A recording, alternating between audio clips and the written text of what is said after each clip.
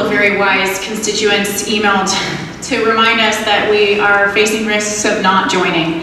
And to me, there are several significant risks, which sound as though they may have been mooted, but just to list them, failing to join tonight, Santa Rosa would lose the ability to influence the JPA and Sonoma Clean Power as full members of the governance board.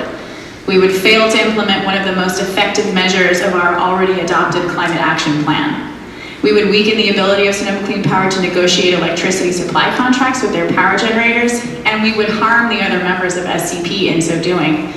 And finally, and most importantly, to us here as elected representatives of Santa Rosa, we would deny our residents the option and the choice to join Sonoma Clean Power. And it's this last risk that really has weighed heavily in my mind.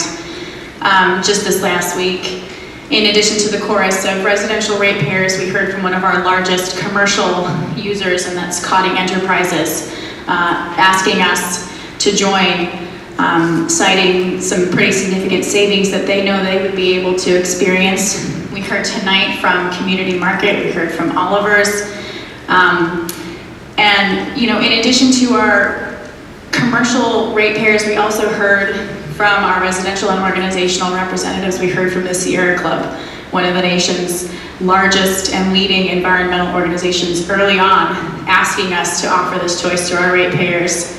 And I believe this is the crux of Sonoma Clean Power. What we hold tonight is the choice to give a vote and a voice to our consumers, like Cottingtown, like Willard Richards, like Jessica Jones, or any of the Santa Rosa residents that want to join Clean Power will have the ability now to take that choice. There have been a lot of difficulties with this, and many of them have been substantive, and we've had the opportunity to deal with them here at the dais, but a few of our difficulties have been caused by some of the strong personalities at play in this conversation. Another of our wise constituents wrote to us and reminded us that just because the county may have offered this to us in a way we didn't appreciate doesn't mean it's not a great program. I couldn't agree more. We're about to have the opportunity to enter into the best type of communication, and that's the communication between equals as a member of the JPA. And it's very timely, I think, that we're having this conversation this week. Our agenda tonight has been very environmentally focused, and it's really exciting to be able to be at this dais to cast this vote, especially on the heels of President Obama's speech announcing his new climate action plan.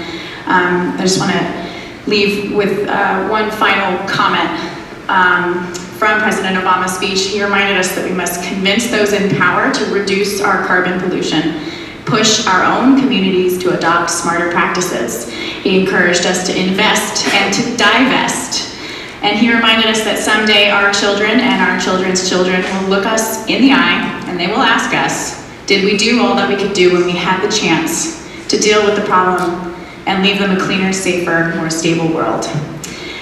So it is indeed a great honor that I will cast a yes vote on this project. Second, any discussion?